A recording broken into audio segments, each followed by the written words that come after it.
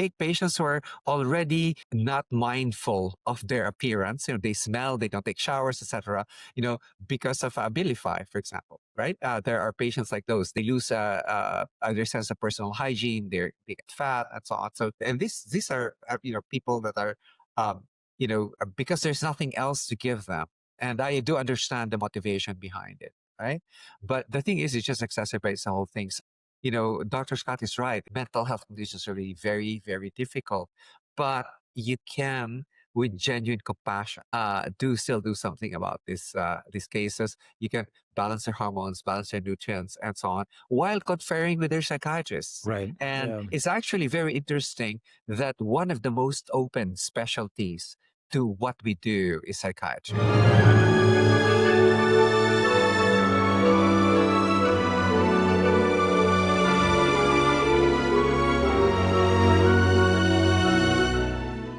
Ooh, Kryptonite. Welcome back, everybody, to another episode of the Smarter Not Harder podcast, and we're going to talk about Kryptonite, not the Three Doors Down song from the early 90s or 2000s. Superman? Are we going to go Superman style? I think they also came out with a song called Loser, and in honor of the fact that it is Tomorrowland this weekend, we're going to go in the Kryptonite world and talk about client-related Kryptonite. But before anybody who's watching this, if you're on YouTube, listening to this on Apple or wherever, smash that like button, hit subscribe, leave a comment, show your love, rate us 5 stars. But let's get into that client Kryptonite today, guys, because all of us, I believe the cool kids in marketing speak call it niching, but all of us have clients that we work well with, and other clients that we maybe not work so well with. So the woman who just got back from Bali, we're going to turn it over to you. Sorry to ruin your fun and potentially your tan, but let's get you going today on your clinical Kryptonite. Oh, all right. I needed more time to think about this. No, I didn't. I've got a few. Jody's always the most well prepared of all of us, always.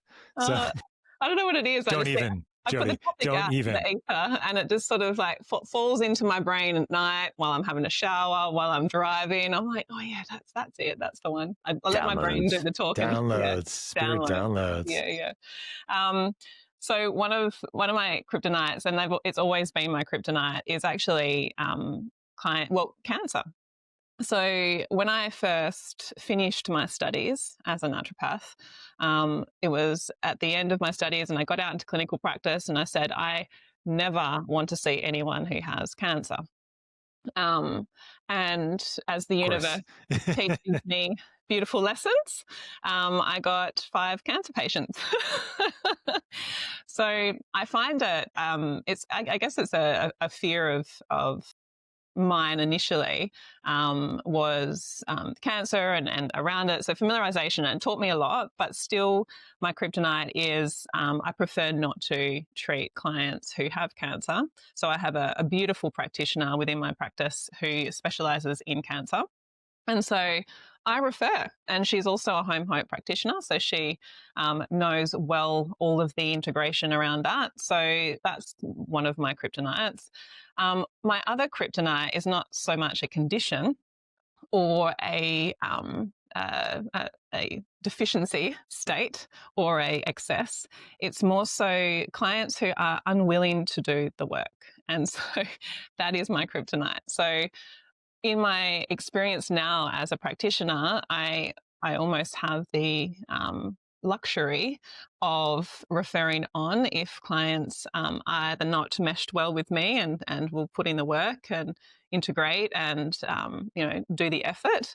And I will gladly say to them now, if you're not going to or willing to work with me in this way, because I put a lot of effort into your protocols, into your treatment plans, into your research, and it's a two-way street here. We're in a relationship. So if you're not willing to work on your half of the relationship, this relationship not working, and so goodbye. And so as Ted says, I sack them and I interrefer. So I will refer on to another HOMeHOPE practitioner that is going to be able to work with them better, maybe mesh in personality better as well. So Diplomatic sacking, right? But that, I think that's actually a very good point, because you know, when they come into work with somebody and they learn about health optimization medicine, there is a wide network of people by which have their own individual specializations. One of the actually beautiful things about the framework is that you can do it standalone, which is essentially what I do, or you can bolt it onto an existing practice, which I think many of you here have. And within that, you get a wide range of practitioners that are dealing with, in certain cases, oncology or other very particular instances that might be a better referral. So that was a very good point there at the end, Jody. And I'm sorry you had to deal with your clinical kryptonite. Yeah, you know, Jody, I hope you used some of my lines. Like, I'm sorry, but I cannot establish a therapeutic relationship It's with my you. favorite line. Would I'll you never like use me it, to but I refer love you to someone else? Yeah. I think I'm a bit more blunt than you, Ted. I think I'm like, this is not working. You're not doing the work. I'll find someone else for you. It's like, for me, it's more like, I'm sorry, we cannot establish a therapeutic rapport. Perhaps someone else would be better suited for you for this particular type of work. Just used that one last week. All right. Who do we want to kick things over to now? I think, you know, when you think of kryptonite, somewhat related to oxygen. And so I guess we have to go and talk to Dr. Scott himself at oxygen.com. Yeah, at oxygen.com. The Mile Deep Club, everybody. That's my other podcast, or my OnlyFans account. We haven't decided. Right. I mean, maybe you have decided and you just haven't told us yet. Maybe I haven't told you, and maybe you'll have to find out. Actually, I know the password. Is it password, or is it 1, 2, 3, 4, 5? I would rather do the Spaceballs password. The password is 1, 2. Anyway, anybody who's seen Spaceballs except for Boomer would know what I'm talking about here. It is free on HBO right now. If anybody does listen to this in July and August 2025, highly recommended. You know, it's funny, Jody, you mentioned like the downloads. I didn't even think about this question until you started talking about it just now. The first thing that comes to mind is actually not my experience, but me actually when I was a kid. So my dad's a chiropractor, as you guys all know, listening or watching. Hopefully, you know, the people that on this call with me. So my father's a chiropractor for 45 years. And as a kid, I grew up in his office. And so initially I was coloring, and then eventually I was working the front desk and everything between. But I remember, like, there was a couple patients that would come to see him that fucking scared me. They would just like scare me. And it was because they had mental health issues, and like one of them was schizophrenic. I remember finding out later. The other one had bipolar. And I was afraid of people that had, you know, when I was a kid, I also had like fears of those kinds of things, I think, related to this and being in my dad's office. And so even as an adult now, when I have patients that have like significant mental health disorders, like bipolar, that's severe, schizophrenia, that's severe, or they just have had like severe mental health trauma, like sexual abuse, physical abuse. Those are people that I would love to help, but I know that I'm not equipped to help them directly. Now, I know I can help them from like the health optimization perspective and do the mitochondrial work and the gut, but all that stuff that I can do, if they're severely ill, oftentimes it won't even work on them, even if it's the right things to give them, in quotes, because they're just at a place mentally where it's very hard for you to see any significant improvement. And I remember, I mean, I've been doing hyperbaric medicine for a long time. And I remember there was a couple of patients that I work with that had severe PTSD, but they also had traumatic brain injuries. And I was like, oh, you know, these brain injuries, hyperbaric therapy is going to help them. No problem. Like they had, you know, a percussion injury, like meaning they had like a blast and they had an injury. They have these kinds of cognitive issues as a result of it. Hyperbaric therapy, no problem. It's going to work, because I've seen it work, you know, many times before that. Zero help, right? They actually got worse with hyperbaric therapy and not better. And I was like, And so over the years, I've had a lot of respect for mental health challenges. And so if I see people that come to me with these things, I know that I'm not the person that they need to see initially. And so this will probably be a referral to people that I trust very much, either somebody that's also trained in this kind of work in the health optimization medicine ecosystem that we have, or it could be in therapists and practitioners and other kinds of things that I know that could be very, very helpful for them. But I mean, I'm not as fearful as I used to be, because I know, Dr. Ted, and he can talk about some of the amazing things that he's actually seen over the years with some of his patients with bipolar and schizophrenia, and completely changing their life. In fact, one of our early faculty, Dr. Senia, and her stories, right? And so, with that, and that actually changed my mind slightly about the sort of order of operations here, in the sense that sometimes you can do hormone balancing and optimizing mitochondrial function, gut health, and see benefits from mental health perspective. But I really walk that line when I talk to people like this, and I make sure I have good support, because I know what I don't know from a mental health perspective. So I think my kryptonite is in that capacity. So it's not a comfort level for me. So I really try to find friends, phone friends, have referrals in place, and making sure that if I'm going to work with them, that I have all that at the same time. Yeah, one of the things that you just highlighted, both of you actually highlighted there, that I find fairly unique to HOMeHOPE is that we're very self-aware, in the sense that we know the practitioners know what they don't know, and they come with very large referral networks, right? And so most people within this group, and we also share recommendations to people when asked, right? But most people within this group come with a very large network of people and providers that they work with for various instances, conditions, etc. So, I mean, over the years, that network has certainly expanded too, and it becomes a lot more powerful, as every network does. It's actually interesting that Dr. Scott, mentioned mental health issues, right? They're very difficult, right? This is very difficult. However, when I was beginning practice of health optimization medicine, etc., you know, instead of referring the patient to that or client to me at an earlier stage, right?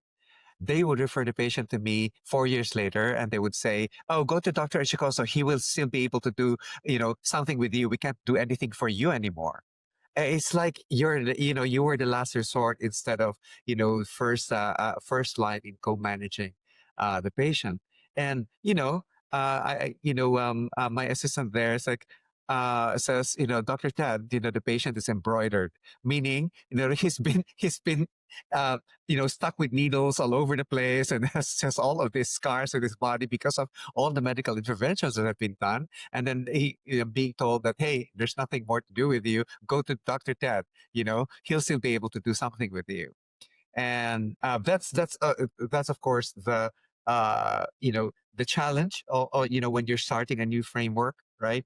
Um, but at the same time, it's actually an irritation, because they know better to have started this way earlier, right? In terms of the co-management of these kinds of cases, especially schizophrenia, bipolar. They usually come to you, with already a lot of medications, right? And actually exacerbate the health. For example, one of the first things that I do, is like take patients who are already have become extremely obese, and have become totally uh, uh, not mindful of their appearance. They smell, they don't take showers, etc. Because of Abilify, for example, right? There are patients like those.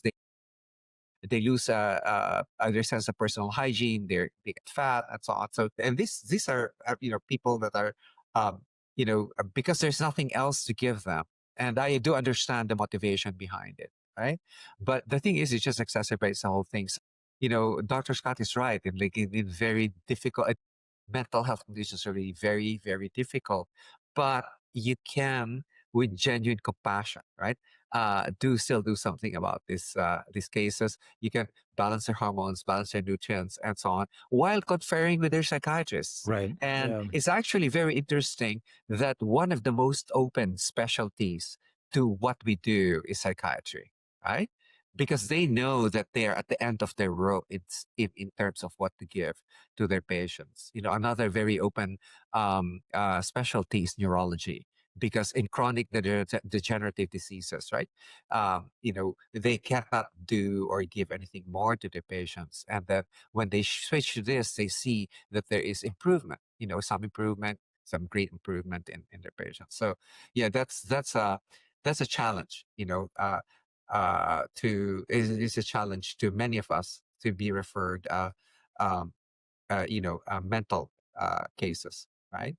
And then my point of view is that mental cases are actually physical cases, really, right? You still start basically taking a look at the more fundamental parts of how's your cell functioning, right? Uh, little things like schizophrenia, you see that, the vitamin B6 level is very low. You see that the kynurenine levels are very high, right? So, these are signs of brain inflammation.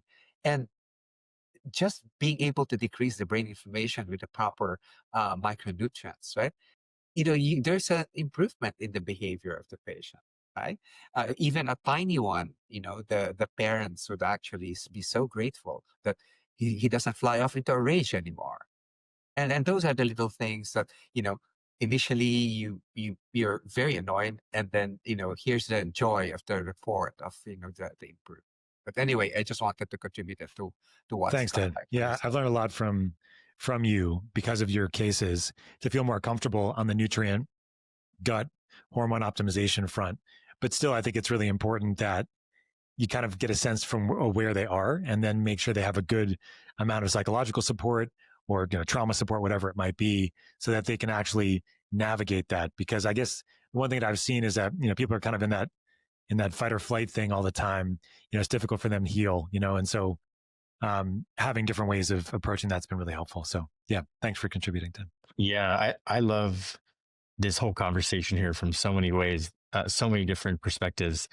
Just to dovetail off of what Ted and Scott are talking about, this, like in the metabolomics module, we talk about how we actually show how all the systems are networked together. So, and there's a particular diagram where you can see how neurotransmitters are actually synthesized, and how if you are not detoxifying your glutathione and recycling your homocysteine, then you can't feed in those essential elements to actually help you create your neurotransmitters, and you can't build them from the building blocks. So that's how detoxification can relate to mental health issues, right? You just don't have the basic neurotransmitters. And then how, when our urea cycle is not functioning and we are unable to eliminate that nitrogen waste, it can also block that system, right? And all these systems are connected. And so this is a perspective in illness medicine that we don't have, right?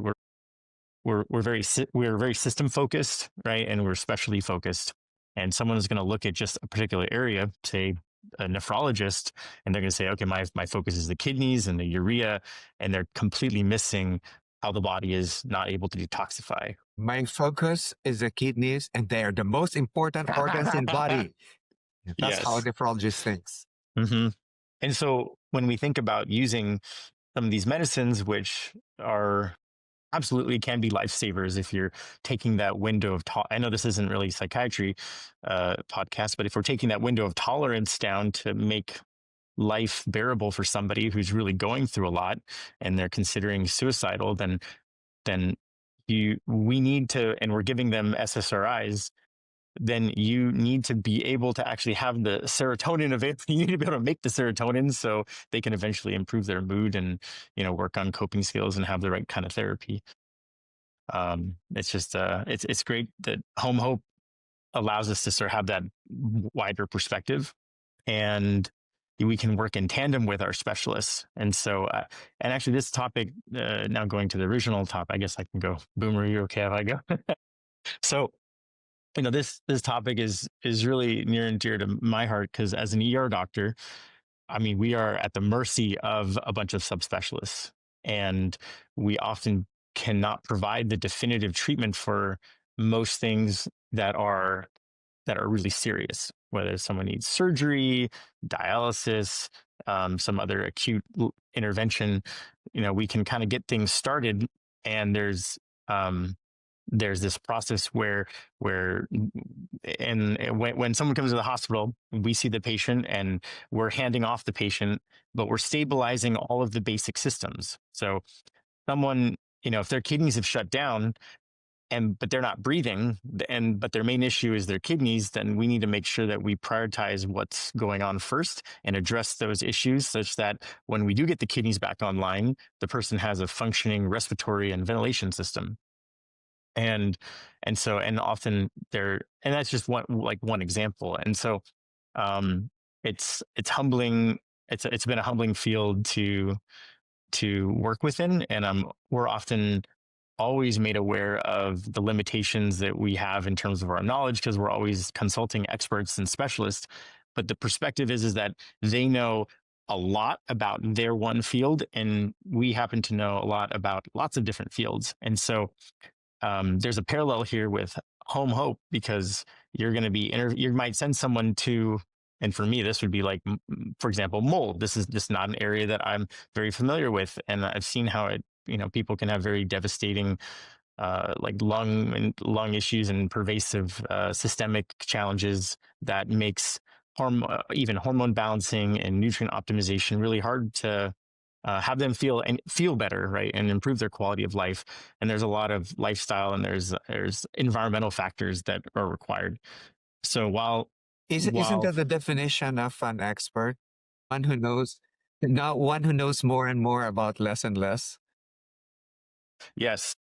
So for us, we have to know, like, don't try to fit something. If you don't feel comfortable managing something, it doesn't mean that you can say hand off the case. You still have a very valuable perspective that you can add, and just know that this is someone that is in your tool belt that's helping support the care of that patient, and you ultimately will have that broader perspective. So that's my 2 cents. Yeah. Very cool. All right. So I think, look, we've talked a little bit about various perspectives today around kryptonite. We've heard some people say oncology. We've certainly gone down the mental health route a bit. So we have to turn it over to Dr. Ted to give us a dismount here. He needs to unmute himself, though. Does Dr. Ted have any kryptonite, by the way? I don't think that's a...